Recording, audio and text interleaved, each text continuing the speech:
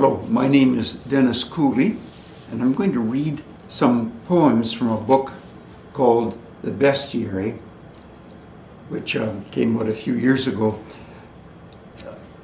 The Bestiary, or a bestiary, was a book of creatures that used to be include a lot of strange and exotic creatures. This one contains overwhelmingly small and domestic animals.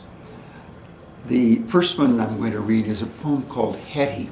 I got this idea, even the information, from CBC one time. A person was talking about a hen called Hetty, which inadvertently ended up mothering some young turkeys. So I wrote this poem out of that story. An old hen, barred, rock they called Hetty, Miss Henrietta Lamour, and she was slow and lame. Also dingy among the persnickety birds, the henned chickens, that mince and fluff in near disdain pick over the jewels. All day she scratched for a revelation. Under it, the glowering sun lowered herself daintily into the powdered dirt, flapped it like talcum powder around her. Appeared at my aunt's from a secret nest late last fall, 4 yellow dandelions behind her, the air stinky with burning grass, peeping their way to death. For some reason, had also sat steadfast and brooding on a clutch of turkey eggs, spread herself like a contagion over their hugeness. Found as she must and must not have expected, days later 5 puffs of grey, whose faltering she pecked and fretted over, bawk, bawk, bawk, bawk, 1 a penny, 2 a penny, and soon fell behind. A mother's worry when they rose from her, like beans in spring, hurried their long-necked hunger past her short legs into the yard, twitching with bugs and scratches. Every evening brought their red rubber necks back to her, ducked and tucked close to her small, nervous head, her dusty hen smell, their soft bird sounds of meeting.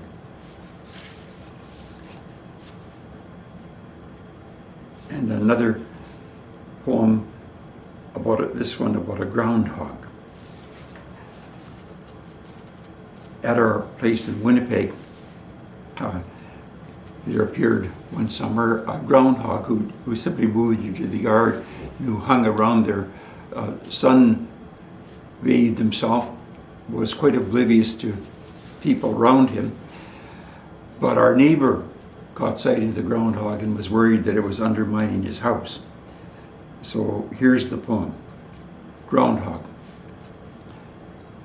First alarm when the neighbor arrives. He's friendly enough, pleasant actually, but you can tell something is up when he hurries his middle linebacker frame across the driveway into the yard, closes fast on the step, stops to peer as if he sees there a fullback waiting for a draw.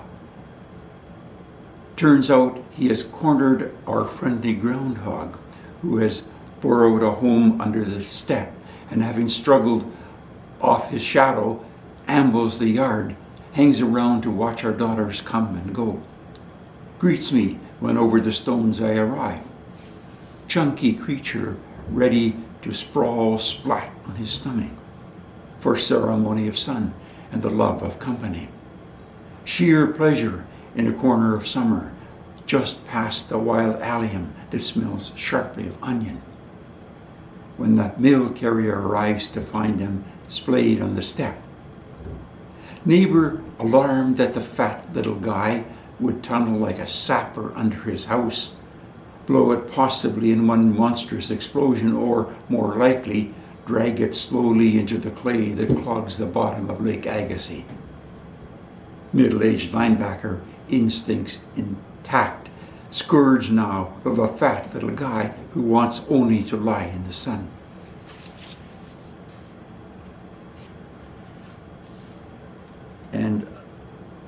piece from our cottage at Lake Winnipeg in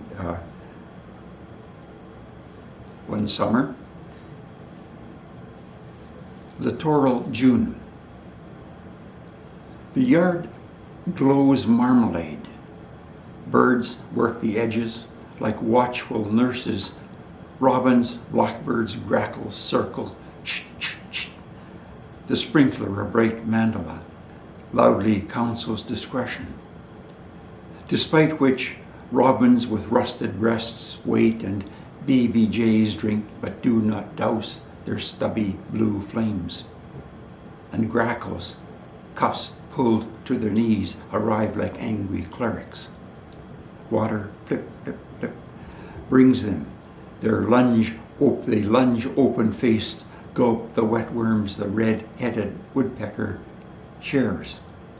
A glass flute, a grey jay, and another, a gate opening in its throat. Blackbirds from a dry summer mosey into the yard, their speckled babies almost unrecognizable before sun burns them black. And one last poem, a pig poem. Pigs are badly underappreciated. Here's one called Meanwhile Pigs. Talk, they don't keep much to themselves, their bewhiskered ruminations on dung and flies.